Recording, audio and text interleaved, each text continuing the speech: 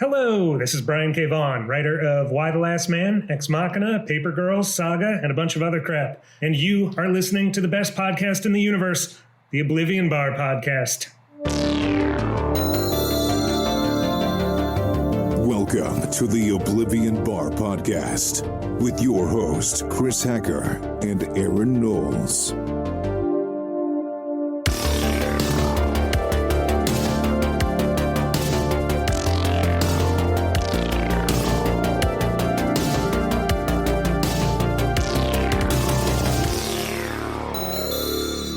Hello, everyone, and welcome to episode 179 of the Oblivion Bar podcast. I'm your albino python-wearing co-host, Chris Hacker, and joining me is the only man who can slap Chris Rock live on television while also openly loving the movie Red One and getting away with it. My co-host and BFF, Aaron Knowles. Chris, I'm going to let you finish, but Alien versus Avengers was the best damn thing to happen in 2024. That's right. Welcome also, back, keep my everybody. wife's name out your damn mouth. Keep my wife's name out your damn mouth. Welcome back to the Oblivion Bar, everybody. Final episode of the year, Aaron. The last episode of 2024. You got any round of applause? I've got no snare. Did your teacher make you do that in class? Whenever we're doing an actual round of applause. Yeah. Welcome everybody to our 2024 Last Call Awards, which we have done now for, I think this is our 5th year, Aaron, doing the Last Call Awards. It is episode 23, 67, 104, 142, and now 179. There you go. Yeah. I love doing this episode with you, Aaron, because it's a way for us to reflect on our year. And we sort of spoke on it a little bit last week during episode 178, our Sonic the Hedgehog 3 review, where we sort of talked about, we did a little fart sniffing for a bit, talked about 2024 and what we accomplished and sort of the things that we enjoyed about the year and all those things. And we don't need to rehash that. Go back and listen to that episode if you want to hear that. But I think the Last Call Awards is truly like the best opportunity for us to celebrate the things we loved, shit on the things we didn't love one last time, and all the things. I kind of hate it. I love it, but I hate it. I love it. As we kind of talked about before we started, we hit the record button. The Last Call Awards is a great way for me to realize how shitty my brain is. And all the things that you still need to watch. All the things I still need to watch that I can't remember that I did watch. Yep. And everything that I'm so far behind on. But Aaron, what are you doing instead? What are you doing instead of watching Flow or Anora? I'm either working or I did write a book this year. Well, that does take time, you know? So I did that. Yeah. And that comes out 1 January, by the way. Shameless plug. Shameless plug. No, I'm kidding. Go ahead. The floor is yours, Aaron.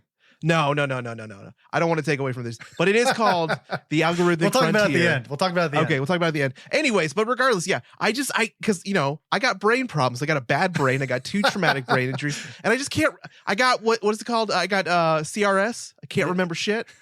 I want to put that on a t-shirt for you, Aaron, and put it in the merch store. I got brain problems. I got brain problems. Okay. And it's just a picture of my head with like a bandage on it. Well, Aaron, I want you to tell everyone who also has brain problems how they can support the Oblivion Bar podcast. Oh God, I don't remember. No, if you want to support the Oblivion Bar podcast, you guys got to consider checking out the Patreon. For your support over the Patreon, you gain access to just a ton of freebies, bonus episodes each week called The Grid. A behind-the-scenes look at how we prepare each episode with our episode transcripts, like we're looking at right now. It's also, you get Patreon polls, you get a bunch of other freebies, newsletters, so much free stuff. We like to send like comics, stickers, all this stuff, t-shirts to our patrons, or to our patrons. Knickknacks. Give a dog a bone.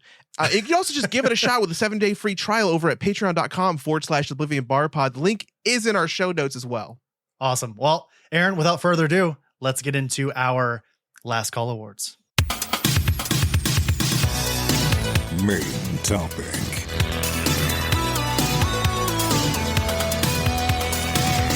It's time for our 2024 Last Call Awards.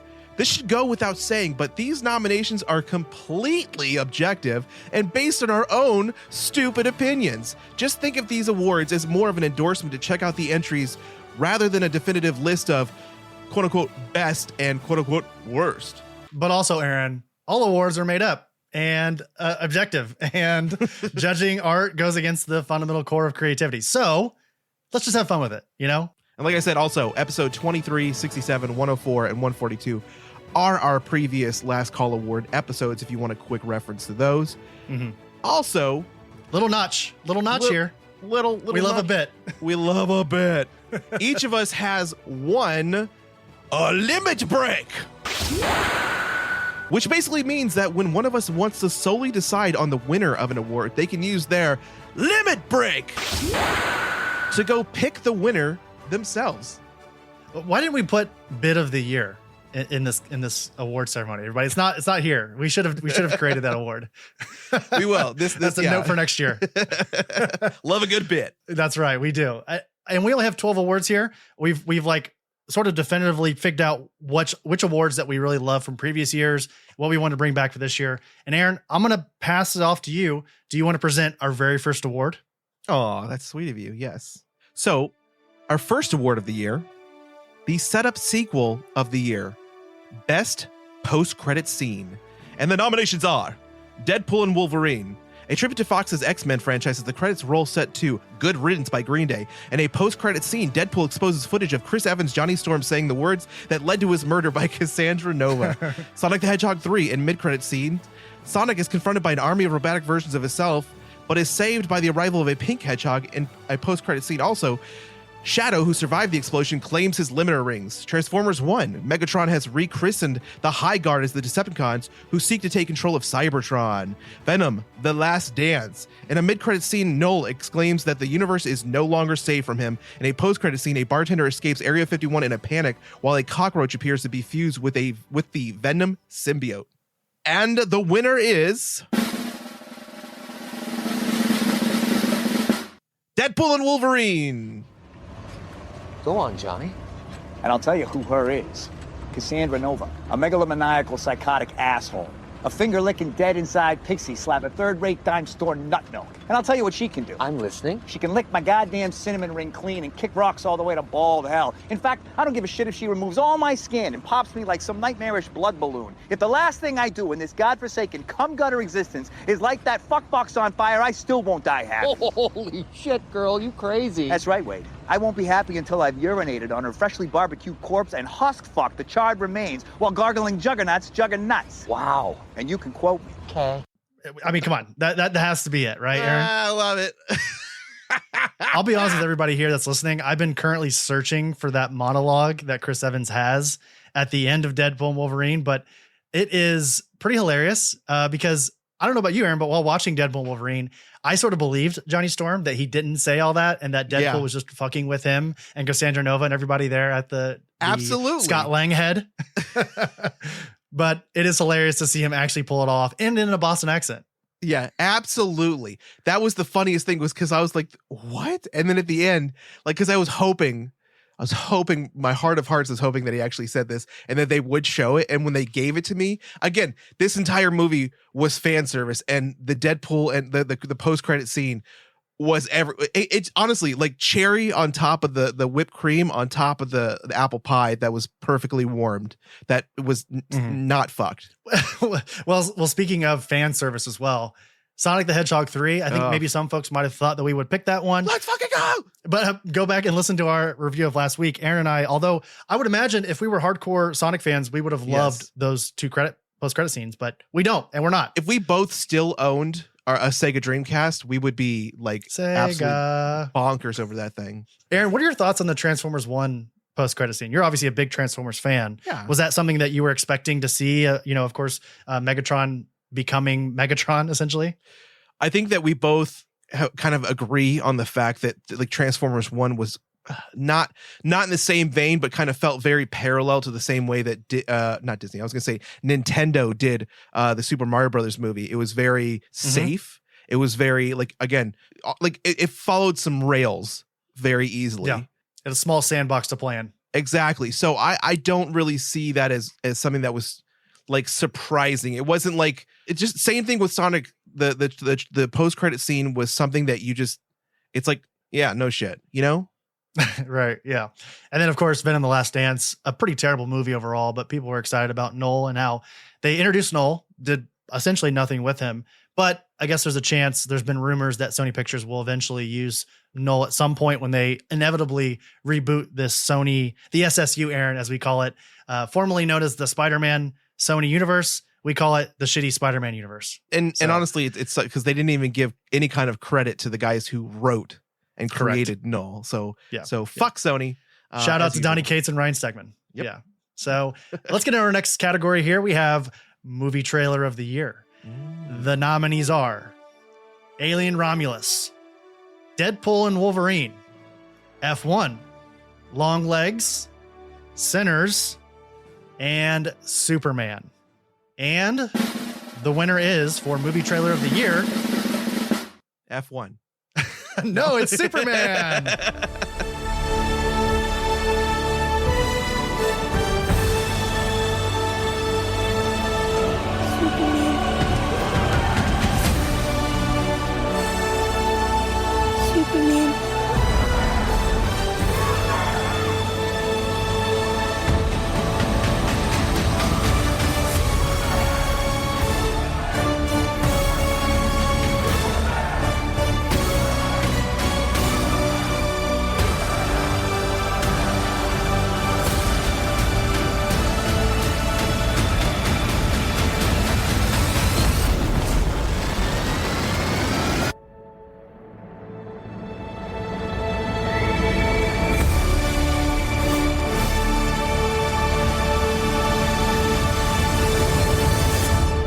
They gave me the wrong card. I'm sorry. Sorry, wrong card. Wrong card. This is the loser card. It was Everybody. Again, just like the last category. Maybe it's recency bias, Aaron. We did just get this trailer last week. Yeah, where's Crypto at? It's an incredible trailer. Like James Gunn, Take me home. Peter Safran, they know what they're doing with this universe. I can already tell you from this trailer. Very excited. We get looks at Justice League International. We get a look again at Crypto, the new Superman, Lois Lane, Lex Luthor, Jimmy Olsen, everybody. Like we get a look at everybody and it all looks great. Yeah, Guy Gardner. Have you seen I don't know if you remember when in Addams Family 2, Family Values, when Uncle Fester gets the wig? Yeah. Did you see that meme? No. Somebody took Uncle Fester with the wig on and put the Green Lantern logo and a ring on him, and they were like, Guy Gardner looks great. Oh gosh, yeah. Guy Gardner is an easy punching bag because he is a tool, but yeah. And I assume we're going to see that in Superman. Aaron, I think when we talked about our most anticipated films of 2025, we mentioned Superman, and I had said that it was my favorite. Not my favorite. It is my most anticipated film of that year, of next year. Where's Superman at now that we've seen the trailer? Has it climbed your list at all in terms of your most anticipated for next year? Oh, absolutely. I mean, it's again still approaching this one. Okay, so when we first were talking about it, we were both kind of we're always skeptical, but we approach with cautious optimism. Mm-hmm. Or optimistic caution. No, you're right. However you want to say it. However you want to say it. You know, potato. But I think honestly that this trailer is once again showing like, Gunn's fucking just dedication to this medium. And really anybody that had any doubts that this is going to be better than any other installment of a Superman in the Superman lore / franchise, I think a lot of people's worries were laid to rest just simply by seeing this trailer. I think it looks fantastic. Simply seeing Crypto super run to Superman, is like just that's detail, and the fact that it's going to be awesome. Like it's the little things. You know what I mean?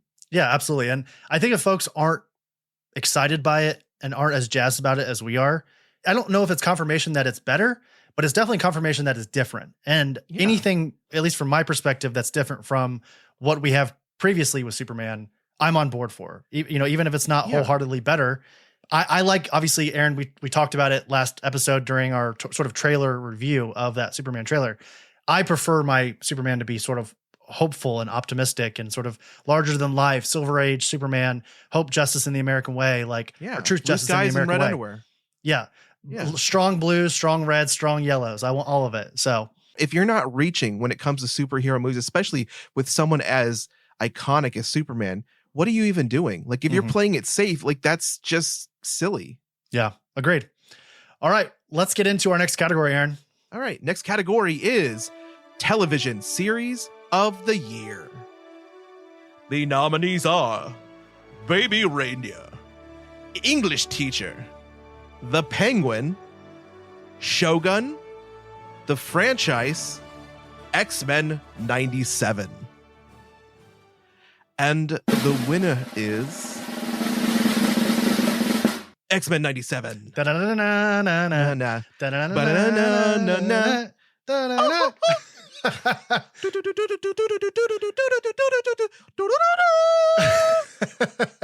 All right, everybody.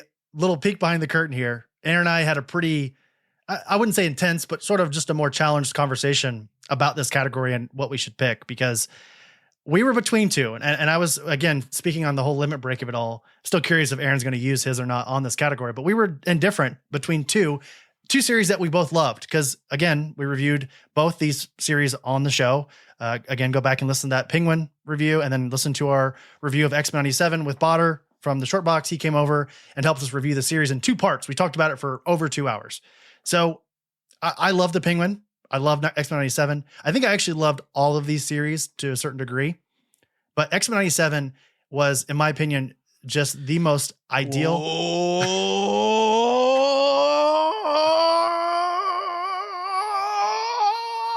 Limit break! Damn it. All right, everybody. There's Aaron's limit break. So I'm assuming you're going to take it to the streets of Gotham then, Aaron? Yes. Damn it. Okay. In this form, I am choosing the Penguin. Show love of what he meant.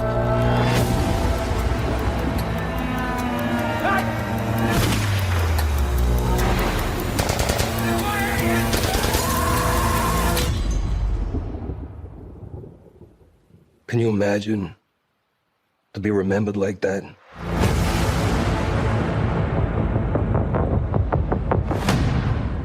Vic, I'm trying to take over the city, Vic. Ma. You know what family is? It's weakness.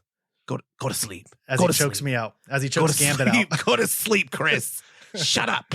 All right. Well, I was sitting there bragging about X-Men 97, which again, I think we both loved. I think you may have given it a 4.5. I gave X-Men 97 only my second 5-star rating in the show's history, beside Top Gun Maverick. Tell the people why you decided to do your limit break here for the Penguin. Okay, I absolutely really enjoyed X-Men 97. Just we've talked about this ad nauseum. We even had a great discussion with Botter, and there's so many amazing things about this show coming out of just decades of mothballs, you know, yeah. And like bringing back the nostalgia. But honestly, like X-Men 97 was really good, but to me, it was kind of forgettable. Like you watched it and you were done with, you were like I watched it and I was kind of like I'm not going to really see any more of this because, you know, and there's also a lot of drama that went into it, like behind the scenes. I'm not saying none of that happened with the Penguin, but to me, it's like, I'm still thinking about the Penguin. Sure. Like I'm so blown away by Colin Farrell. I'm still blown away by everybody in that show. And it's like, I just want more. And like, whether they just bring, you know, the Penguin back as a supporting actor in another spinoff, kind of like what we talked about in that episode. I just want more. I want more. I'm okay with what I really enjoyed X-Men 97, but I don't need more. I need more than Penguin. And we talked about during our review that the Penguin, what it did so well is it proved that you can make prestige television with superhero characters, right? Without the superhero there, without Batman, without Pattinson there, which is incredible. I mean, the series is very, very good. And then to sort of speak on some of the other ones here, Baby Reindeer, of course, surprise hit of the year for Netflix. You have The English Teacher over on FX, which I really loved. Aaron, I think you really liked it as well. Yeah, I enjoyed that one. It's funny. Shogun, which swept the awards this year. I think it was the Golden Globes. Absolutely killed over there. And I need to watch some of that because I have not watched any of that. I think you would love it. And then The Franchise, which I've been screaming from the mountaintops for people to watch the show over on HBO. So incredible. Again, speaking on like the prestige formatting of a superhero show, The Franchise is essentially just a satire on what it's like to be on the set of a superhero movie. And it's about the crew that makes these shows and these movies. So it's a lot of inside baseball. If you sort of know the inner workings of like what's happening behind the scenes at Marvel Studios and Warner Brothers and DC Studios and all those things, you will get a kick out of that show. But I agree with you. I mean, if it was up to me, I would give X-Men 97 here, but Aaron uses Limit Break, and he chose the Penguin, which I'm happy with. I'm definitely not opposed to it. So let's get into our next award here. We have the Whip Smack Surprise Hit of the Year. Whip Smack. This is our surprisingly good movie and or series. And the nominees are Alien Romulus, Baby Reindeer, The First Omen, The Franchise, Kingdom of the Planet of the Apes, and Nobody Wants This. And the winner is, for Whip Smack Surprise Hit of the Year, Kingdom of the Planet of the Apes.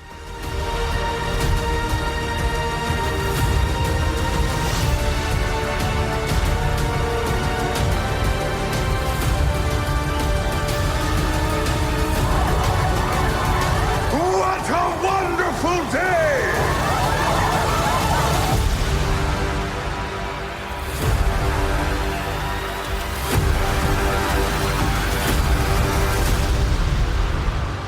This is an interesting pick, Aaron, because you have yet to see Kingdom of the Planet of the Apes. And to speak on, again, our discussion behind the scenes, we're going to talk about it here, but Aaron and I always decide before the recording which nominee we want to give the award to. Mm-hmm.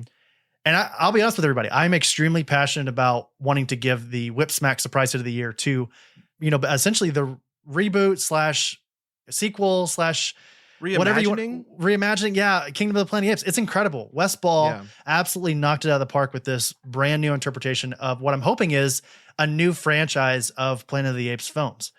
And your passion for these new films is, I think I showed you, like, I started buying the new ones because I do plan on watching them once I get them all together. You're talking about the Matt Reeves versions of the Planet of the Apes films? Yes. Yeah. Yes. Because, like, you just, like, and again, I only really watched the James Franco one, and that was pretty good. It just didn't really grab my interest as much. It's the worst one, but it's still fine, Yeah. Yeah. Well, your fine is like everybody else is like shit. you say fine like it's a good thing. No. I think it's a fine like it was legitimately like a fine movie. Everybody can hear it. Everybody can hear it. That's fine. It's not good, but it's a nice start. I'll say that. But the next two you're not are making any of this better. The next two are masterpieces, Aaron. I'm telling you, those. I mean, Matt Reeves, obviously now the director of the Batman and sort of that part of the DC universe, absolutely murdered those two films. And I think that what Kingdom of the Planet of the Apes did so well was, again, speaking on like putting to bed the restlessness or the worries of of existing fans of the previous interpretation of those films. Kingdom of the Planet of the Apes, you hit the ground running. Like, they did some masterful state-of-the-art motion capture. And actually, I don't know if you saw this, Aaron, on Disney Plus, you can actually watch Kingdom of the Planet of the Apes currently, but with the actors, like the actual actors with all the dots on their face and the appendages and all the things, like without the green screen and all that. And it's really cool. That's interesting. It's funny though, because like the discussion leading up to which film won this, or which I guess title won this, because Alien Romulus, we had a good discussion about that. Alien Romulus was great, but it wasn't the surprise hit. Like, it was surprisingly good, and this is something that Chris and I talked about but a little bit before the show, was why Kingdom of the Planet of the Apes would win. It's because Alien Romulus, as great as it was not like a standout winner as far as surprise hit. Like, it was great, which is a surprise, but not great in this category. It definitely has some like glaring issues as well in terms of like callbacks and silly references and all that. It was fan service. It was a great fan service. Again, great fan service, great update, great installment. But just again, Chris is right. A couple of glaring things. One thing that I wanted to kind of point out as an honorable mention for me is Nobody Wants This, which is a Netflix television show, a Netflix series, excuse me, and it's this unexpected it's a show about an unexpected relationship between this Kristen Bell, who is the co-host, kind of like a podcast like Chris and I, but she is a co-host with, I think, her sister, and it's a sex podcast. So it's very sex positive. It's about their relationships. And then she meets this rabbi who's kind of a little bit rogue, but not. And it's just like so refreshingly like funny because he's going through a breakup he's going through like a really harsh breakup. And then you got all the friends and family involved. And it's just, I don't know. It's such a heartfelt dip into the relationship of not just these two, but how the family is involved around them. That's enough gushing about that. But I wanted to make that an honorable mention. Mm-hmm. Well, I'll continue to gush about the franchise. Again, as I said previously, just an incredible show. I really hope that this gets a second season. I'm actually not 100% if they are getting a second season quite yet, but I cannot yell loud enough from the mountaintops that this show is incredible. And then I mentioned also, and that same goes for the Baby Reindeer. I think it's getting a second season because it was hugely popular over on Netflix, but also The First Omen, which Aaron, I've been telling you for a while, favorite horror film of the year. Surprise. Like, when I think of the whip smack surprise hit of the year, not as good as Kingdom of the Planet of the Apes, but it's too good. Like it has no right being this good for being a prequel of a film that came out from the 70s. And it's like got no budget and no noticeable like stars in it. It's really good, everybody. If you have not seen The First Omen, check it out. It's very, very good. Let's get into our next segment here. Comic book writer of the year. Jeff Johns, The Blizzard, Geiger, Hyde Street, Junkyard Joe, Redcoat, Rook, Exodus, essentially most of the Ghost Machine universe. Kelly Thompson, Absolute Wonder Woman, Birds of Prey, The Black Cloak, The Cull, The Powerpuff Girls, Scarlet, James Tynion IV, Blue Book 1947, The City Beneath Her Feet, The Deviant, House of Slaughter, The Nice House by the Sea, The Oddly Pedestrian Life of Christopher Chaos, Something is Killing the Children, Spectrograph, Universal Monsters, Dracula, World Tree, Wind, The Power of the Blood. Jonathan Hickman, Aliens vs. Avengers, Doom One Shot, Ultimate Spider-Man, Wolverine Revenge. Mark Waid, Absolute Power, Batman Superman, World's Finest, Batman and Robin, Year One, Justice League Unlimited. Tom King, Archie the Decision, Animal Pound, Black Canary, Best of the Best, Brave and the Bold, The Winning Card, Helen of Windhorn, Jenny Sparks, The Penguin, and Wonder Woman. And the winner is Kelly Thompson. Yeah. Shout out to Kelly Thompson. What a year for Kelly Thompson this year in 2024. And this was another hard one for us to decide. I honestly think that every single one of these writers could have very easily won this for very different reasons. I mean, again, we talked about it. If you couldn't tell from Aaron's long-winded list of books that this person wrote, James Tynion IV, what a year. And also our 2023 Last Call Award winner for Best Writer. Voter bias aside, Aaron and I decided we gave it to James in 2023. And yes, equally incredible year for James and his work. But man, Kelly Thompson, what a year she's had with, again, Absolute Wonder Woman, Birds of Prey, The Black Cloak, The Cull, Powerpuff Girls, and Scarlet over in the G.I. Joe Energon universe. Like, incredible. Yeah, Kelly Thompson, again, for me, Absolute Wonder Woman is... Giant sword, Aaron. Giant sword. Flaming Pegasus, Flaming Dead Pegasus, Wonder Woman from Hell. Like, it's powerful. Like I don't know. Like I've said this multiple times, and I've been gushing about Kelly Thompson's writing of Wonder Woman, how accessible she is to a whole new, like, just audience for Wonder Woman. You know, Wonder Woman's been written a very distinct way for a long time, and even in the movies is portrayed a specific way, very godlike and very strong, very Justice League, but it's not in this portrayal has she, and I mean, I've just never seen a portrayal so accessible by just any fan, so I'm really enjoying it. Well, you know, speaking of Wonder Woman and the common portrayal and sort of changing up the flow a little bit, the person that we were like very, very close second behind Kelly and her work, a good friend of the show, Tom King, currently the second most appeared guest on the show, right behind Christian Ward. But Tom King, of course, writing Wonder Woman over with Daniel Sampier, the mainline Wonder Woman, which is fantastic, Aaron. If you have not given it a chance yet, it basically just says, what's great about Wonder Woman? And what Tom and Daniel say is she's badass and she's good. She's badass and she's good. And that's what she is in that run. And, you know, Archie, the Decision, he's talked about multiple times throughout the years. I'm a big fan of Tom and his work. He's talked about how Archie is one of those properties that he's wanted to write for quite a while. Animal Pound over at Boom Studios, incredible. Black Canary, brand new series where it's sort of like a what if Rocky and Black Canary it's awesome. It's very good. Yeah. Brave and the Bold, the winning card. Our favorite, was it our favorite single issue of the year last year? I want to say it was at least in the running for sure. Helen of Windhorn with Bilquis Evely, which, spoilers, we're going to talk about Bilquis here in a moment. What an incredible book over there at Dark Horse. And then you've really loved Jenny Sparks as well. Jenny Sparks is one of those books that's taken my attention by storm because I've never heard of the character. And as a newer reader, I got to bring this up as at least one time every episode. As the newer reader of the show, there have been few books that I have gone to the shop hoping to see on the shelf and knowing that I'm going to buy. And Jenny Sparks is one of them. And it's the same with Helen of Windhorn. Like Tom King is just phenomenal. But I got to jump over to Jonathan Hickman with Aliens versus Avengers.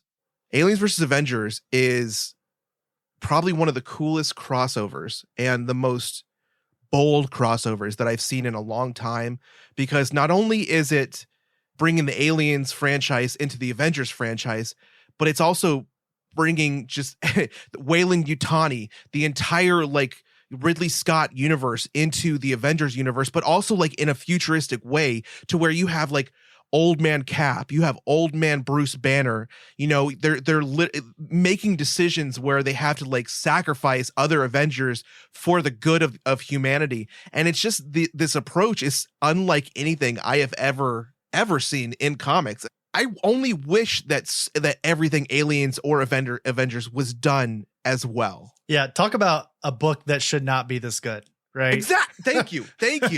You have no right being this good. You have, okay, I don't know much about, okay, so I think it's Miles. I think the character is Miles, and he's got, I think that like the anti-venom suit on, but he tries the anti-venom suit. The face hugger tries to attach itself to the anti-venom suit, and instead like eats the symbiote, like the face hugger, and now the anti-venom suit has like instead of the spider symbol, it's the face hugger that like wraps around, and it's so fucking cool, man. I just love hearing Aaron try to describe comics. That's my favorite. That's my new favorite segment here. It's like Aaron describing comic stories and Aaron recapping movies he hates. Yeah, Jonathan Hickman, what a year, man. I mean, and again, we talked about it a little bit before. It's definitely quality over quantity. You know, Alien versus Avengers, Doom, which is one of my favorite, you know, single issues of the year. Ultimate Spider-Man, of course, and then Wolverine Revenge with Greg Capullo. Just an incredible 2024 for Jonathan Hickman.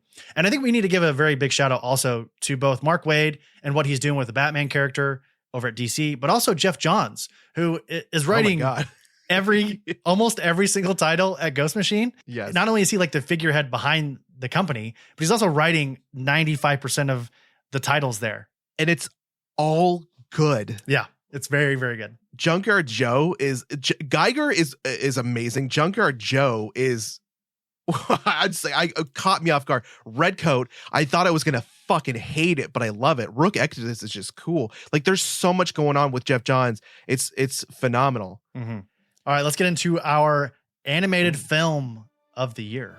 The nominees are Flow, Inside Out 2, Look Back, Lord of the Rings, The War of the Rohirrim, I hope I'm saying that right, Transformers 1, and The Wild Robot.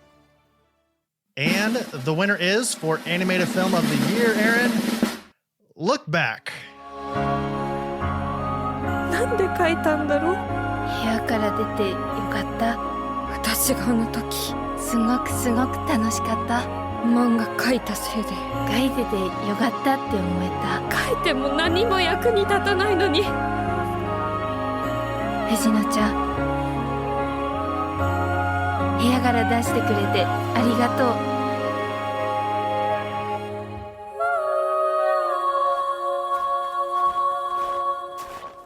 Here is a movie, Aaron, that I have been thinking about since the moment it ended. Look Back, everybody, if you have not seen this film, and I want to say that it's on Amazon currently, is based off a manga of the same name, and it is incredible. It's basically about these two young girls who want to create manga separately, and they have this sort of school newspaper, and you sort of submit your work to the newspaper, and then they post your strips. And our main character, who I want to say is Ayumi, she is sort of like Miss Popular. Everybody loves her. She draws manga, but truthfully, it's not that great in the beginning. Like she's sort of the best among no one else that's doing it. And then there's this other character named Kiyomoto. I want to say is her name.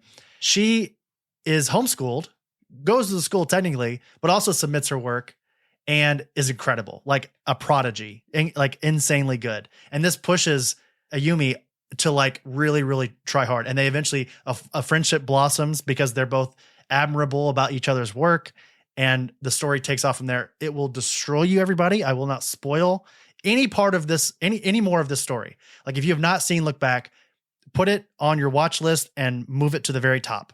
It will blow you away. I don't think people understand. I think anybody that's like, oh, I don't watch cartoons, like anime is just cartoons. Like I think anybody that says that has never watched like Japanese animation film or like a Ghibli film, because a lot of these movies are so well done. Like, just like you said, they will destroy you emotionally because they're so touching. Like they'll get into your brain and your heart because they're just like beautifully drawn and you're thinking like, oh, this is cute or this is art. But then they'll tug one heartstring, somebody will die, get hurt or brokenhearted. And it's just like, holy hell, like that's impactful, like for a cartoon. Like people don't think that, you know, it's like people that don't get emotionally attached to like the MCU characters, you know? Yeah. Like don't hate us because we love Captain America. How dare you? Exactly. I still cry at the beginning of Endgame, you know, when you see Captain America and he's like all sad and depressed. Oh yeah. You know? Yeah. I was just telling Olivia the other day about how I cry every time in Infinity War when you first see the Guardians of the Galaxy to Rubber Band Man. Because you love those characters, you know, you grow to love them. And, you know, to continue on with the animated films, I will say, I want to be truthful with the listeners, everybody. I have not seen Flow. I don't think either one of us have seen Flow yet, but it is destroying, like in the review category. People are loving this movie. Inside Out 2 made $1 billion. So must be included. Doesn't mean it's good. I haven't seen it yet, but it made $1 billion. So it must be included. Lord of the Rings, Aaron and I have both famously sort of been against Lord of the Rings, but this is another one that people are really, really loving. I just don't like the animation of it. No? Like that style. I'm not a big fan of that one.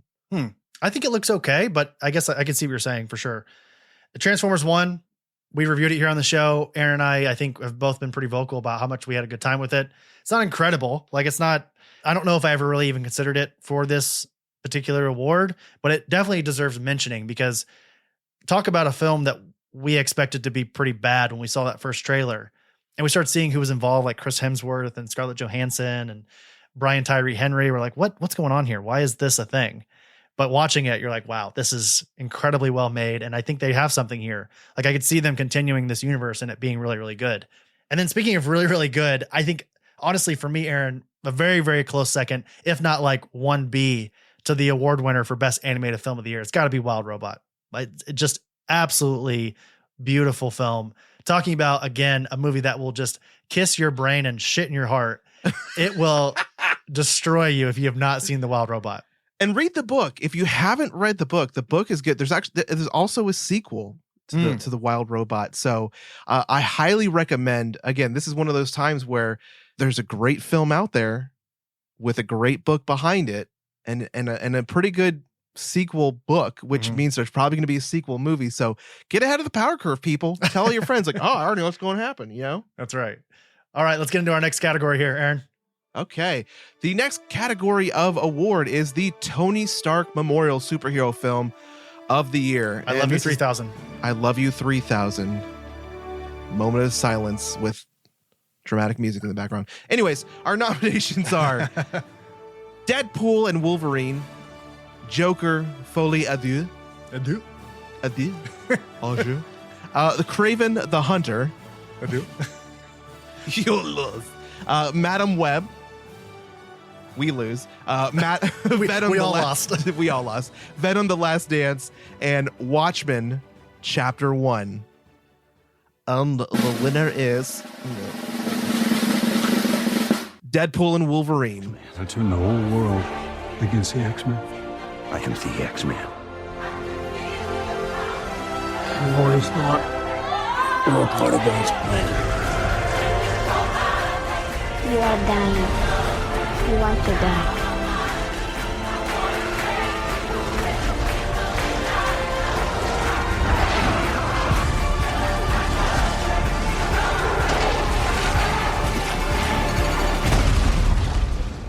Wow, No shocker. shit. We don't even need to talk about any of these. This is when Chris uses his limit break and makes Joker Folia do, or Madam Web the official winner. No, actually, Watchmen Chapter 1. Seriously? No, definitely not. Okay. No, Okay. I hate everybody. When I tell you, I don't say this often because art is hard. I get it. A lot of hardworking people made these movies. I hate, with a capital H, every single one of these movies outside of Deadpool and Wolverine. No, that's a lie. Kraven the Hunter, I don't hate. I think it's fine. Really close to being bad, but it's just okay. Like we reviewed it 2 weeks ago. Everybody go check it out. It's better than we expected, and because we expected pretty bad. But Deadpool and Wolverine, we should talk about the winner here, is really good because we didn't cover it here on the show, Aaron. We were currently on a break when that movie came out. We were at San Diego Comic-Con when it came out, truthfully, but it was the only MCU film this year, and it was great. And if nothing else, speaking of sort of calming the worries of nerds across the world, Deadpool Wolverine hopefully is sort of the righting of the ship there over in MCU land. Yes. Yeah. It was this movie, start to finish, is one of my favorite superhero films of all time. Start to finish, because of the woo, I'm about to make a name for myself. I don't think all you all going from this one. Who is your dialect coach? Who's your Channing Tatum, fucking Wesley Snipes, like everybody. This was so good. Like not everybody, but it was so good. And I don't know, like there's not too much more that you can say about the fact that, you know, there are very few movies that can do this much fan service while being this amazing and also this shocking, you know, and this just surprisingly like loving. Like it is a offensive, loving film. Mm-hmm. It's lovingly offensive. It's offensively loving. It's beautiful. That's how I describe Aaron to people before they meet him. I'm like, he's lovingly offensive. I'm going to use that. I'm going to put that on my, I'm going to carve that into a piece of wood now. Yes. Yeah. Like Aaron said, from NSYNC to Madonna, this movie is just wall to wall, heart and gut busting fun. And that sounds sort of like an AI created description for this film, but it really is. I mean, it's incredible. It's hard to believe now because we're sort of, we have short memories, you know, us nerds, but when they announced this movie, we're like, come on, really? Another one?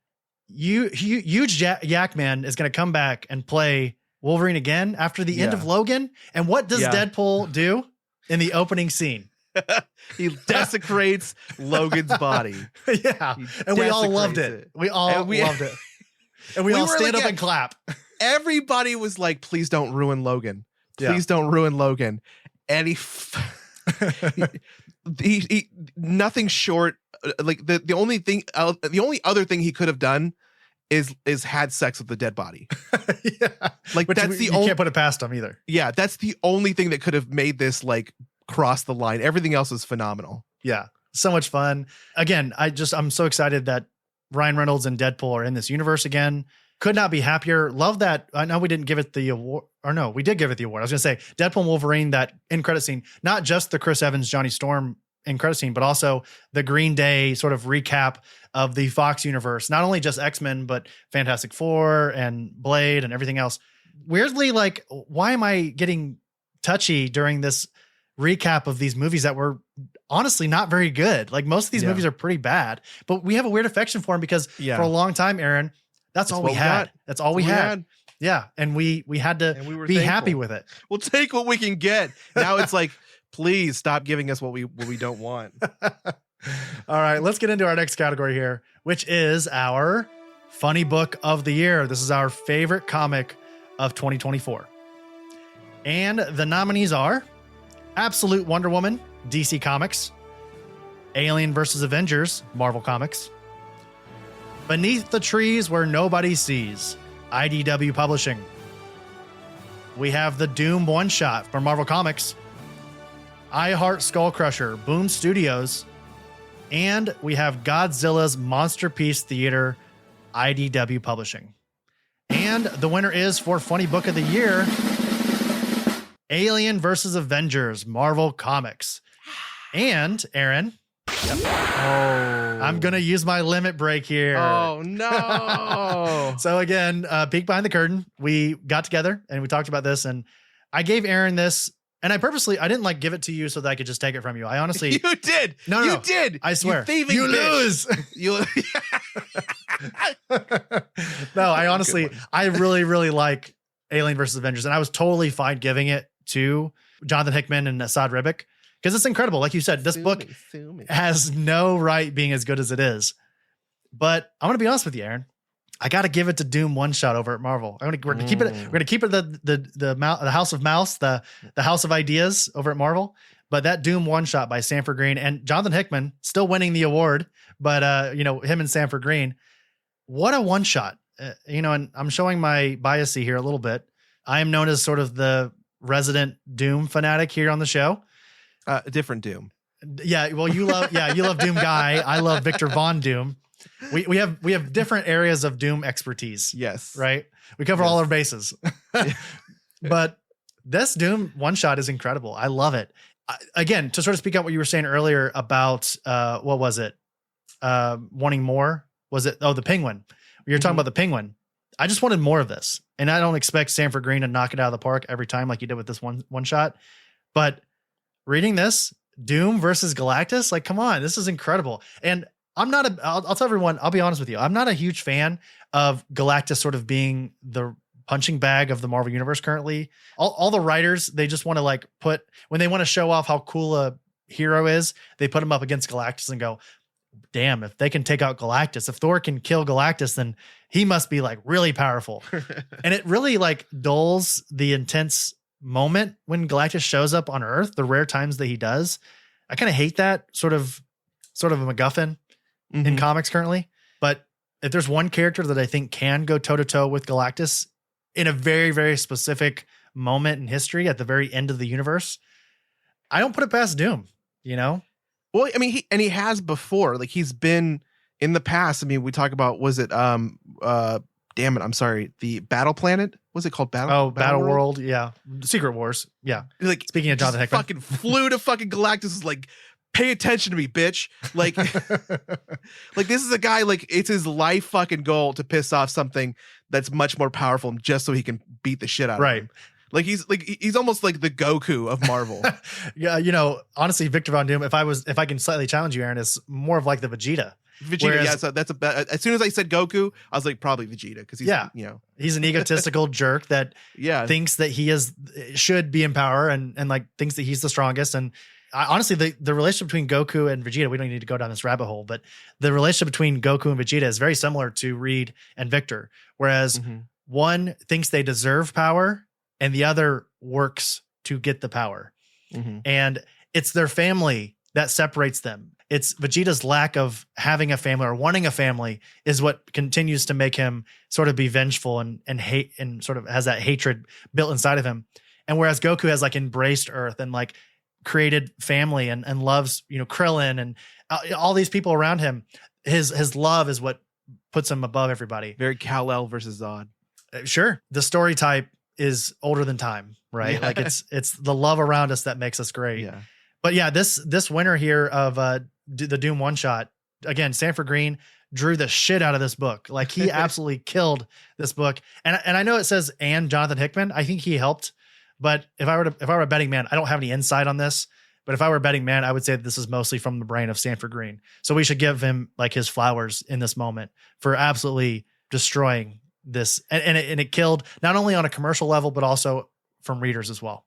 Can we also just give a huge shout out to Patrick Horvath, who wrote and illustrated Beneath the Trees Where Nobody Sees, that nobody saw coming. This was a book that very close. When I knew I was going to use my limit break here. And it was really close between Beneath the Trees. Cause again, I agree with you. Patrick Horvath, good friend of the show. We talked to him. I think it was right after issue 1 came out. What a guy. Just absolutely love. Yeah. And not only an incredible creator, but just a really cool guy as well. Yeah. Really fun conversation that I got to have with him. But yeah, honestly, Richard Scarry meets Dexter universe. Yeah, man, nobody saw this cute little scary time fucking murder, Bear. murder bear come out of nowhere. And it's just like, I don't know, like it's one of those books that it will just stick with you. Like you can't help but love this story. Yeah. Talk about a book that you can just give someone right off the shelf. You give them that trade and you go, hey man, or hey gal, this is what makes comics great. This is why comics are so great. It's so amazing to be able to kind of link up like nostalgia with just murder. Childhood nostalgia and murder. Those two chestnuts. Those two, yes. Okay. Shall we get to the next category, Chris? Yes, please. All right. So the next category of award is Comic Book Artist of the Year. And the nominees are Bilquis Evely, Evan Cagle, Daniel Sampier, Junie Ba, Nick Dragata, Zoe Thorogood. And the winner is Evan Cagle with Dawn Runner and New Gods. Yes. What a pick. And what a year, too, for Evan Cagle. A good friend of the show. He was on here with Ram V this year. Yeah. What a year with all of these artists. But yeah, definitely Evan. Honestly, if Evan had just done Dawn Runner, he would have a case for this award. Still, yeah, exactly. Just Dawn Runner by itself is a tome of how you draw interior pages for a comic book, everybody. If you've not read Dawn Runner by Ram V and Evan Cagle from over there at Dark Horse, what a book. But also, and there's only been one issue that's come out so far, but New Gods, same creative team, Ram V, Evan Cagle, it's equally as good. Evan Cagle has sort of kind of out of nowhere just become one of the best artists in comics in the last 2 years. I don't know where he came from, but I'm so happy he's here. And to speak on what you were saying there, maybe a close second, Aaron, you can correct me if I'm wrong here when we were talking about this. Bilquis Evely with Helen of Windhorn. One book this year with Tom King. But again, with how incredible Helen of Windhorn, obviously they did Supergirl Woman of Tomorrow back in, I think, 2022 as well. But Helen of Windhorn just picks up where Supergirl sort of left off in terms of quality. Equally as good. If you love Supergirl Woman of Tomorrow, Helen of Windhorn over at Dark Horse, just incredible. I think people, if they don't understand why Evan deserves this award, that's because they haven't read Dawn Runner. And even if you were to go to the comic shop today and look at even the covers of New Gods, and Detective Comics. Again, I'm here pure, there's some great stories, but I am an art comic reader because the ones that catch my eye. And this one, Evan's work, Dawn Runner, if I would say just Dawn Runner's Pacific Rim, Neon Genesis, Evangelion.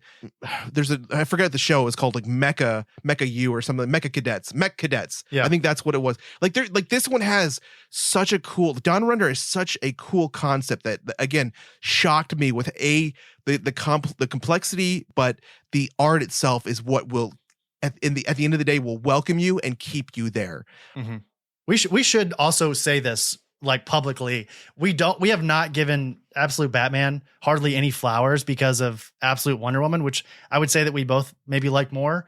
But that's not any damnation to Absolute Batman or Absolute Superman. I think Absolute Batman is a very close second for me. And then Absolute Superman is maybe a distant third, but not in a bad way. I think it's still a fun read. I feel like we said that in the beginning. None of these, the fact that some win does not mean that any of them lose. Right. Again, this is just based on who for all intents and purposes we think is the front runner or who you and I agree on, because in the beginning most of it we don't even agree on. Right. But we love all of these for just completely different reasons. Absolute Batman, everybody knows how fucking cool Absolute Batman is. You give him a We're not telling you anything you don't know. We're not telling anything you don't know. We cannot come in here and be like, oh, Absolute Batman has won every single war. He's got a fucking just giant dump truck for a Batmobile. That's he's got an axe on his chest.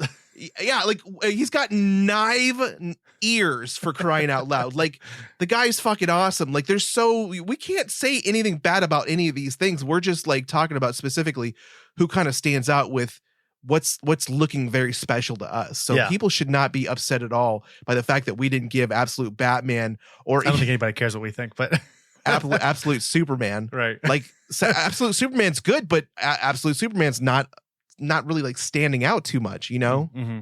So. Yeah. And I need to give a quick specific shout out to Daniel St. Pierre, who is just sort of single-handedly, along with Dan Mora, creating the new house style. No big deal. Like just kind of creating the best looking comics in comics. I was going to ask, what do you mean by the new house style? So like when Marvel and DC have a big book like a Batman or a Spider-Man, a lot of times they hire what they think most readers will like attach to and what they'll like. Think of like Jim Lee as a good example of like what is sort of like what is the modern house style? A lot of hard black lines, sort of body autonomy is very similar to like normal human physique, or at least like the peak of human physique. Like they they draw A, quickly, but also B, sort of semi-realistically, and also like similar to Jim Lee again. Like, so that's sort of the way I think of house style. Can I ask, would you think like Dan Mora? That's what I said. Yeah. Dan Mora and Daniel St. Pierre are the two. Okay. I think those are, it's like Daniel St. Pierre, Dan Mora over at DC. Those are those two. And then over at Marvel, it's Marco Cicchetto, who has done like Daredevil, and he's doing Ultimate Spider-Man with Jonathan Hickman as well. So those are like, in my opinion, those are the three leading voices in terms of house style at the big two, essentially. Okay. I'm learning something, because this is something that I wasn't, I'm new at that, but yeah, that definitely makes sense. Especially, I just looked up Cicchetto's art, like absolutely. Yeah. Yeah. Okay. And then speaking of the complete opposite of house style, you have Junie Ba, who did Boy Wonder and also the Kickstarter, The Fables of Irkling Wood, which I backed, and I'm so excited to eventually get. Aaron, if you have not read The Boy Wonder he wrote and drew it over at DC, incredible. It's just a really fun story about Damian Wayne and sort of his relationship with all of the Robins.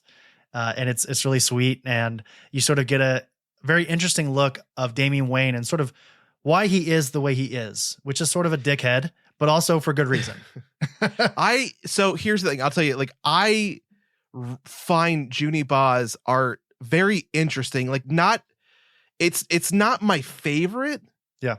It reminds me, I don't know if this makes any sense at all. It kind of reminds me a little bit of Mike Mignola, a little bit. Oh, okay, yeah. Like kind of Mike Mignola mixed with a little bit of like new style of Frank Miller.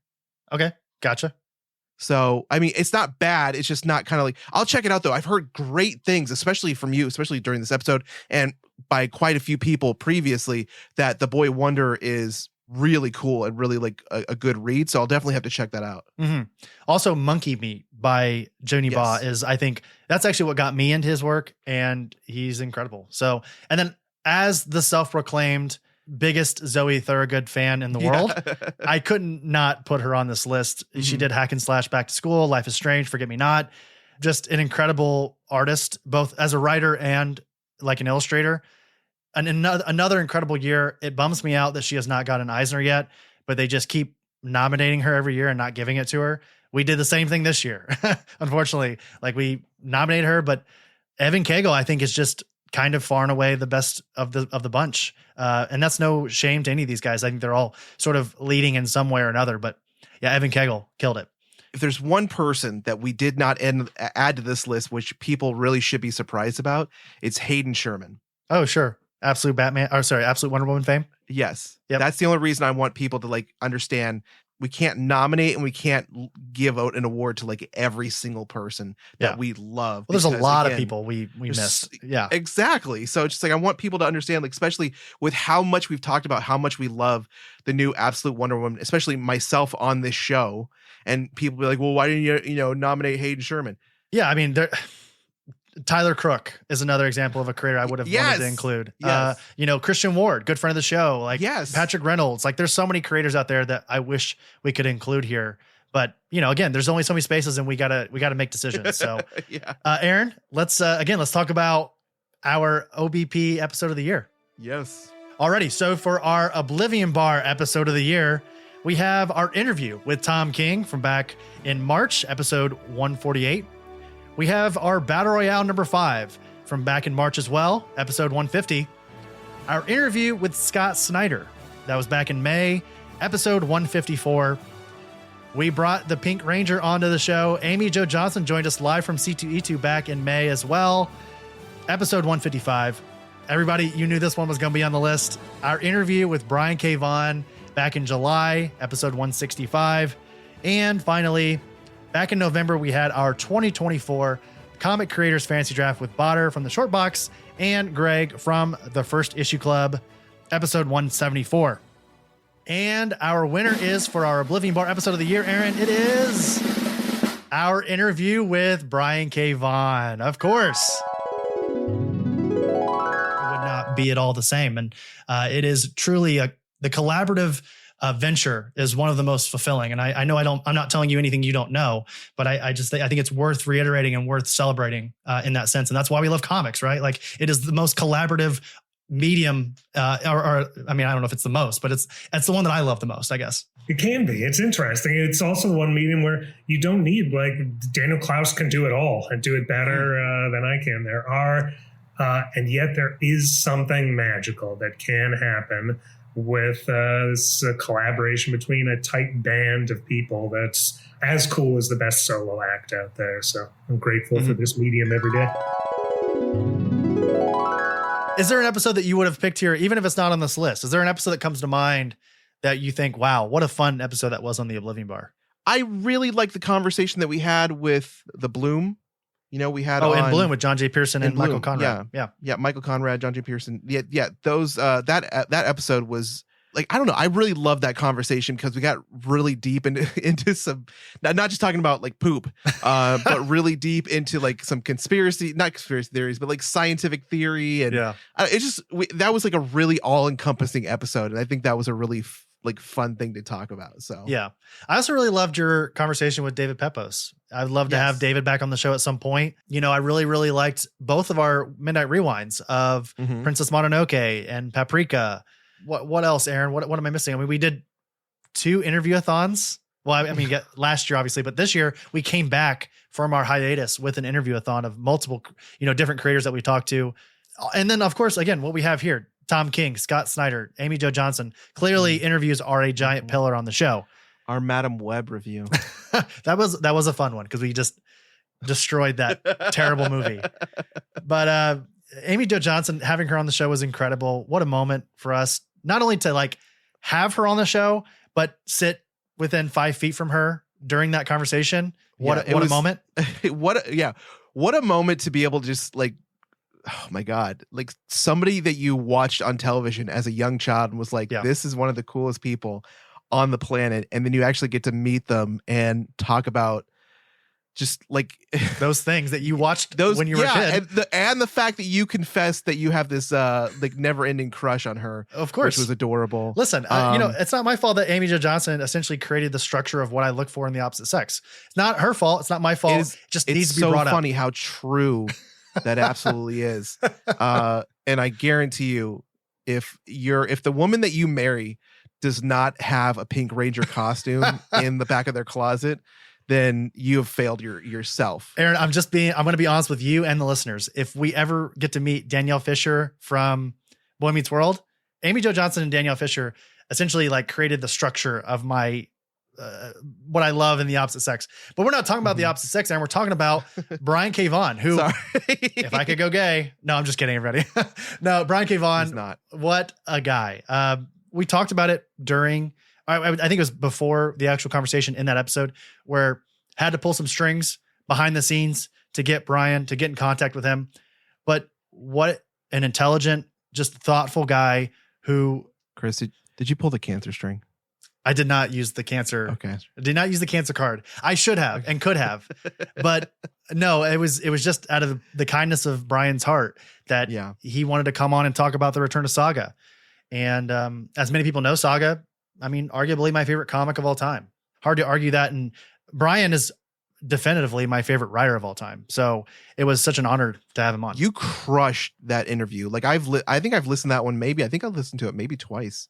One of my favorite, one of my favorite interviews that you've done solo, simply because of how you could hear it in his voice. Like he was just impressed by, and this is something that a lot of people don't really look into unless you're looking at the episode transcripts. You don't see how much work Chris puts into these episode transcripts. You don't see how detailed they are. But what you also don't see just by looking at the transcripts is you don't see the amount of research that Chris puts into just simply the questions. Like Chris listens to other podcasts that these artists, these creators have done on other shows, and ensures that when he writes his questions, he is not just asking the same fucking question that these guys have been answering for decades or for who would years. Who would you rather write, Spider-Man or Superman? Yeah, no, like he cares to the point where like he's asking about like the process. And the artists, you can hear it because the artists want to talk about these things instead of just, yeah, my favorite Pokemon is Mimikyu. Yeah, like, okay, cool. Good pick. Yeah. Part of the reason why that conversation, and I'm glad that you love it. Thank you for saying all that. But also, I think part of the reason why it sounds so great in retrospect, and I agree with you, I really love the way that conversation turned out, is because I hyper researched and again, I like to do that with every conversation, but Brian specifically, I had to make sure that I was on my P's and Q's, not saying trying to be as charming and on it as possible.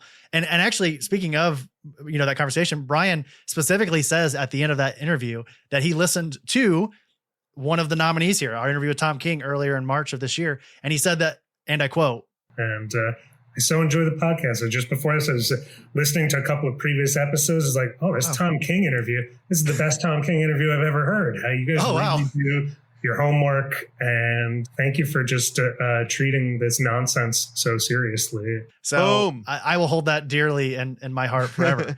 So Brian K. Vaughan up there with, Jim Lee, Chris Evans, James Gunn as some of like the people that I would love to have on the show. We can knock it off the list. Brian K. Vaughan, been on the show, turned out great. Could not have asked for a better result with that conversation. But speaking of things that we wish we could have gotten better results for, Aaron, let's get into our final two awards. The first being our Stinker of the Year. The nominees are Argyle, Joker, Folio Due, Madam Web, Rebel Moon Part 2, The Scargiver, Borderlands, Venom, The Last Dance. And the winner is Madam Web. Wow. Not a shocker, everybody. Again. Yeah. We covered it here on the show, everybody. And Aaron and I, we decided at the beginning of 2024 that if we were going to cover Madam Web, which I, for some reason, wanted to do, I thought it would be a fun conversation. And it was a great episode, but we had also covered Kraven the Hunter, which again, wasn't as bad as we thought it was going to be. It didn't make this list. Exactly. And it was because of how bad Madam Web was, is that why we thought that Kraven the Hunter was going to be equally, if not worse, as bad. So, Aaron, can I just give me a gauge here of these films? Argyle, Joker, Folly Ado, Madam Web, Rebel Moon, Part 2, Scargiver, Borderlands, Venom, The Last Dance. What are your thoughts on any of these? Like, fine to you? Like, do you like any of these? Argyle was not that bad. It wasn't terrible. It wasn't great. I think when I talked about it on the show, there was just a little bit of an issue of them like having to like explain stuff to the audience that was just like that was a little bit egregious.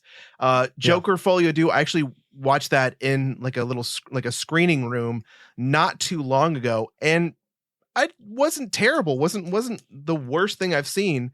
So those are really the only two that I would take, like I could say potentially for me could come off this list, and I wouldn't be too upset. What about Borderlands? Did you end up checking that out at all? Fuck no. It's bad. It's pretty bad. Yeah. I can't believe you went and saw that. I didn't go and see it. I saw it at home. I didn't. Okay. So of these movies, the only one I paid for actually was Madam Web. Funny enough, because it's our winner. And not only did I have a terrible group of people below me that I had to yell at one point during the movie, but it's also just a bad movie. And it's not, again, I think we all had to pay for these. We paid for the viewing. We all pay in different ways, everybody. I paid financially and emotionally and all the things. We all lost time out of our life. Yeah. All these movies, I have to say again, creatively, I get it. It's tough. These movies are made by committee, and it's like being creative is hard. But like all of these movies in different ways sort of prove that like when a studio gets involved, or you give a director too much power, i.e. Rebel Moon, or you scrap a movie halfway through its production, Madam Web, Venom: The Last Dance. Some of these movies, I don't think any of these movies had a chance, to be honest. Like, none of them had a chance to be good. And it's unfortunate because, like, Folly Ado, we were excited for that after the release of The Joker. I mean, it won an Oscar. Like, this movie had legs to potentially be good. And it's just so unfortunate that Joker Folly Ado felt the need to look at the audience and go, you're fucking dumb for liking these movies. How dare you enjoy film? It's an angry movie. That's why I don't like it. I know you thought you enjoyed it, but like, it's an angry jukebox movie that has no heart. And that's a great description. It's an angry jukebox movie. That's a great description. And Venom and Madam Web, it's the dying last breath of the SSU. Again, terrible. Borderlands. Like, in Borderlands, the only person that looks like they're having any fun is Cate Blanchett, and it's probably because she got millions of dollars. Okay. Rebel Moon Part 2, Scargiver. What a shit property. God damn you, Netflix, for giving Zack Snyder just a Brinks truck full of money to make whatever he wants, because this is what happens. You did I haven't this, even Netflix. watched it. I started the first one and like got about 10 minutes into it and like just didn't have time to finish it.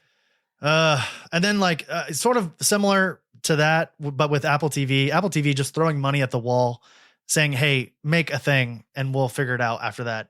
Argyle, terrible. Let's stop talking about bad movies. And Aaron, let's get into our most coveted award, our David A. Weiner Movie of the Year. And the nominees are Anora, Deadpool and Wolverine, Dune Part 2, Look Back, Sing Sing, and we defied gravity with Wicked. And the winner is, for our David Weiner Movie of the Year, Aaron, the winner is Dune Part 2. You will never lose me, Paul Atreides.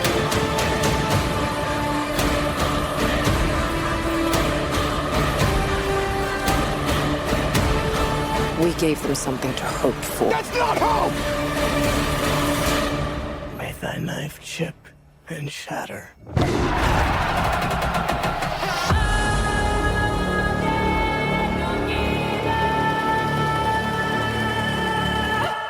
What a movie. What a great follow-up. Denis Villeneuve coming in and just absolutely killing it with the second part in the Dune franchise. We're still in book 1. So, I mean, there's plenty of property to go over, but I'm excited that Denis Villeneuve will last forever. It will last until we get to the time period that Dune takes part in, which is 10,000 years into the future. Denis Villeneuve and company, Timothée Chalamet, Zendaya, Rebecca Ferguson, Josh Brolin, Stellan Skarsgård, Dave Bautista, Charlotte Rambling, Javier Bardem, Austin Butler, Florence Pugh, Christopher Walken, Lee Sadu, the Muad'Dib. What's he doing? Why is he taking my spice? Arrakis. Oh man, what a movie. Gosh, watching that opening scene, and I saw this movie at the IMAX downtown here in Indianapolis. It was the 70 millimeter version of Dune Part 2. Just a euphoric religious experience seeing that movie in that setting. That opening scene where you get those Arrakis dudes like hovering up into the ship and hunting all of the sand people there on Arrakis. I was like, we're in good hands. We're fine, everybody. This movie is going to be fucking awesome. And how could you not be excited by what we have with this final installment with Dune Part 3, eventually with Denis Villeneuve and company? There are two, again, absolute I can't even say just two. All these movies are incredible. All these movies are incredible. I mean, there was 3 choices really back and forth for me for the winner of this one. Wicked was obviously up there because it really had it was very popular. Yes. Dune Part 2, Deadpool and Wolverine, because I think I tried explaining at the beginning. I was like, it's either Deadpool and Wolverine or Dune. And I said Deadpool and Wolverine because like, it's really the only one that's made me want to go back and watch the movie over and over again. Sure. And then I realized what I was saying, and I kind of stopped myself because I didn't want to go any further and explain to you why we both said Dune Part 2. And I was like, so just like, oh yeah, Dune Part 2. And this is the reason. This is what I wanted to reveal at that time, but I decided content. Let's save it for this award. Everything is content, everybody. Everything is content. But the reason I said Dune Part 2 is because none of these other films have really made me want to dive in to the entirety of its universe. Deadpool and Wolverine was great, but I already know enough. I don't need to go and research any other character. I didn't feel the need to go back and watch any other movies. I didn't feel the need to go and read any other comics to understand any of these characters within this world, this particular universe. However, Dune Part 2 not only has the new show, Dune Prophecy, but also I've started going and getting the books again because I wanted to start reading and start seeing what this Dune universe is really about. So I think, what's this Frank Herbert guy all about? What's this Frank Herbert and his son writing about? And so I think that that's really important when it comes to deciding which really deserves the movie of the year. And it's the one that has those lasting ripples in your life. Not only you thinking about the character, the implications, the religious aspect of everything that's going on Arrakis and in the Dune universe, but also the fact that it makes you want to dive headfirst into everything that is encompassed in that, even in other mediums. So I think that for me was the reason that I was like, absolutely, Dune Part 2. Yeah. And to sort of go down the list here, Anora, what an incredible movie. It's definitely in my top 5 of the year. Mikey Madsen should get a nom for Best Actress. Sean Baker, the director, should get a nom for Best Director. It won a Pompadour for Best Screenplay at the Cannes Film Festival earlier this year. So, it's an incredible movie, Aaron. I know you haven't seen it yet. If you're listening right now, go check it out. I think it's still in theaters, but if not, just wait till it comes out on streaming. You could definitely wait. It's not something you have to see in theaters, but I'm just saying, go watch it at some point. And you've already heard us talk about Look Back, an incredible, it's my favorite animated film of the year. Go back again to our Best Animated Film of the Year conversation. Sing Sing, my favorite A24 movie of the year. Coleman Domingo basically creates a theater program for a bunch of inmates while in prison. Aaron, you said you want to see that one. I don't know if you had a chance yet, but if you haven't, not yet, still go see it. Everyone, if you haven't seen it, my second favorite movie of the year, actually, it's 1A, 1B between Dune Part 2 and Sing Sing for my favorite movie of the year thus far. And then again, we already defied gravity with Wicked. Go back and listen to that review. But Aaron, we were so right too. I don't know if you saw, but they're releasing sing-along viewings for Wicked. We called it. We gave them our great idea. So they're going to make millions, but very, very happy with giving this award, our David Weiner movie of the year, our most coveted award, to Dune Part 2. And again, as we say every year, Aaron, your awards are in the mail. It is ground shipping, no tracking. And it's media mail. Media mail. Yep. And we didn't even lick the envelope. We just put it in a box. I don't even know if we put labels on them. Did we put stamps on it? Oh no. That was my job. Oh shit. Oh, well, anyway, they're in the mail, everybody. So be on the lookout for that. They're in mail. They're in a mail box. somewhere. They're in a mail box. They're in a box. Did you put a return address so we can get it back? We paid for those. I didn't write on anything. Oh at all. My God. All right. Well, that's okay. Anyway. All right. Well, that'll do it for our last call awards. And we thought here at the end of our last call awards, Aaron had a good idea. He wants to talk about just one. He had one good idea this year, everybody. He did it on December 26th. The last episode of the year. Contribution done. Nailed it. 3 things we want to improve on in 2025. Aaron, I'm going to let you kick us off here. Looking back again, this is a great opportunity for us to look back at our whole year. It's a year in review. It's, not just the movies that we've watched or the shows that we've watched or the comics that we've read, but kind of us in general as a show. And these are the things that I decided that I really want, almost like New Year's resolutions. I really want to get better with helping Chris out with doing things like the social media, creating content, because that's something that I am passionate about. And I just have not used any of those passions really for the show. And so, peek behind the curtain. I'm a piece of shit. I'm a huge piece of shit. Not a big deal. Piece of shit. And second up is really we got some good ideas that we've been brewing for the newsletter, which I'm excited about. We're going to start improving that. So we're going to be better with the newsletter, or at least I'm going to be better with the newsletter for 2025 and going forward. We have some, again, great ideas for our patrons, great ideas for our listeners. And I think this is going to be a really fun time and really fun way to improve the interactivity with the community and the newsletter. And then last for myself is I want to do better with creating and sharing my letterbox lists like Chris does, because that's one way that'll help me kind of really review and remember the movies that I've seen, because we watch so many movies, and again, I have a big dumb brain that has a lot of damage in it and are on it. And so like this will be a really good, I'm used to doing lists, but lists don't necessarily stick around very easily. So I can create a list on my Letterboxd account and rate and review all the movies that I see. And that'll be super helpful for the show, which I think is great. Yeah, I love that. Those are all good things to look at for 2025. 2025 is going to be a good year for us, Aaron. I can already see it in my inner brain. And I'll say from my end, the three things that I want to improve on is I want to interview some creators that I don't already love. And the reason why I say that, there's plenty of creators that I really like, but a lot of times when we get interview opportunities, I'm like, oh yeah, I really love this, this, and this. What I want to maybe bring on some creators that I don't know everything about already. And that way, maybe I can discover like a new creator that I really like. Like I think a good example of that, I already spoke on him earlier in the episode, but Tyler Crook was someone who I liked his work through Harrow County with Cullen Bunn. But it wasn't until I started talking to him here on the show that I discovered The Lonesome Hunters and other stuff that he's done. And now he's one of my favorite creators, not only because he's an incredible dude, but he's also in my opinion, one of the most unique voices in the medium. I also want to stop hyperfixating on social media. And I talk a lot about this with Botter and Greg over in our Comic Gents chat. I get really discouraged by social media, and I think, oh man, engagement's down, and I got to create this, and this. I got to post every day. I got to interact, all the things. I'm just tired of it. I'm tired of social media. I know it's a fun way to connect with all of you guys who are listening, and I still want that. Like that's still going to happen. But I'm tired of hyperfixating on like the value of social media, because it's not that valuable.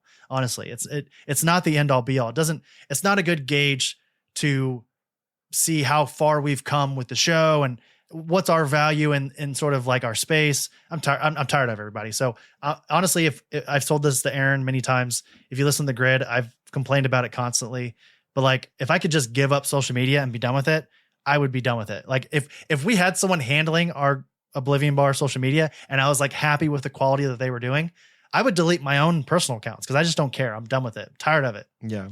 And then the last thing is I want to start properly utilizing Comic-Cons, Aaron. Like when we go to Comic-Con, we go to a lot of them, San Diego, New York, MegaCon, C2E2. I want to use these events to our advantage on the show, meet creators, meet other people who have YouTube channels and podcasts in our space, meet publishers, sit down with publishers, do interviews at the cons, again, we're just talking about the hyperfixation on social media, but this would be a great opportunity to create like content for social media that is, people will engage with. So I want to better utilize our Comic-Con experiences going into 2025. What's funny is I was actually talking to my sister yesterday because it was Christmas. Yep. And I found out that my sister is hugely into webtoons. And we've had, at least one webtoon creator on the show I know. Yep. And Michelle Fuss for Ava's Demons, excuse me. One demon. But also just one. The other that I know, like I actually own some books of a webtoon called Lore Olympus. Yeah. And what's really interesting about that is I didn't know that started off as a webtoon. And so I'm excited because I asked my sister, I was like, hey, send me recommendations of these webtoons that you're reading because, we obviously have similar taste. So maybe I'll find some and then I can bring those artists, those creators onto the show as well. Yeah. Because webtoons, we've talked about this, webtoons are a really good source of like really good, content. And we found some really good webtoons that are really impactful and beautiful and interesting. And I think that's a really good place to start getting some more, lesser known creators that have bigger impacts. Absolutely. Yeah. It's a giant audience. The webtoon market is huge. That and manga both are two sort of subcategories of comics that I think Aaron and I both want to tap into in the future. So that will do it, everybody, for 2024. We are officially done with the year. We can put a stamp on it, close the book on 2024. What a year it's been. We want to thank you both, Aaron and I, so much for joining us here on the Oblivion Bar all year. Honestly, without everybody listening to the show, interacting with the show in any small way, it just means the world to us. And it makes it worth it for us to do the Oblivion Bar. If we have one person interacting with the show and liking it and listening to it, telling us how much they enjoy it, that means all. Like we'll forever do the show because of that alone. So I was watching my some of the notifications on my phone. I was checking out and the interactions that we were getting from the Sonic the Hedgehog 3 post was cracking me up. Yep. Who cares? As engagement is engagement. Yeah. But Aaron, is there anything you want to say to the folks before we head out of here? No. Again, end of the year, love. Just appreciate being along for the journey. We hope you guys stay for much more, and we hope that we can bring more to you guys that you care about. And if there's stuff that we're not, again, feel free to send us messages. Let us know what you want to hear, who you want to hear, who you want us to bring on the show, what you want us to interview, what you want us to watch, read, play, whatever. Just this show is not just for us, because we love experiencing new content in all of these different mediums. So please reach out to us and let us know what you love, because we can love it too. That's what this is all about. We're gonna have a fun conversation regardless. So give us something to talk about, and we're gonna get our kicks out of it. So that'll do it for episode 179. We will see everyone in February of 2025. We always take every January off, so you will not see us for the next couple weeks. But don't worry, we are already planning for February and on. So Aaron, take us out of here. Subscribe to our podcast, Apple Podcasts, Spotify, YouTube, Audible, iHeartRadio, wherever you listen to your favorite podcasts. That's where we are. Thank you to our patrons, Alex, Alice, Aaron, Botter, Chris S, Chris Y, Christy, David, Elliot, George, Gianni, Greg, Haley, Hamsix, Jake, Jeremy, Kyle, Losi, Mac, Miles, Mike, Olivia, Ryan, I, Right, M, Boop, Robert, Travis, Zach, and Brad, Lisa. Thanks for leaving Poop. If you want to support the show, you did let the poop in there. You really shit the bed, Chris. If you want to support the show without spending any money, a follow on your preferred podcasting platform and a 5-star rating and or review on Apple Podcasts and Spotify helps the show a ton. Even if you just go on there and click 5 stars, it's so easy. Just follow the show. Obviously, do it. You're probably already following it, but if you aren't for some reason, following the show helps a ton. So easy. Follow us on social media, Facebook, Instagram, TikTok, Blue Sky, and Threads at Oblivion Bar Pod. Official merch of the show, which you can see right now. I'm wearing my sexy new OBP shirt. Yep. Can be found on our website, oblivionbarpodcast.com. Thank you, KXD Studios, for all of our Oblivion Bar art. He's at KXD Graphics on Instagram. Thank you, Dream Kid, for all of our musical themes. Thank you, DJ Skyvac, for our grid theme. And last but not least, do not forget to tip your bartenders 20% or more, especially if you're that piece of shit couple that was at Hot Pot last night and you were talking shit about all of the other couples around you. We could hear you because we were in the next booth over, and then your cheap ass left less than a 10% tip for a woman who was probably working her own restaurant so her workers could go home for Christmas, and you leave her a less than a 10% tip. Sorry, 20% or more. Yeah, thank you. That's terrible. And fuck those people.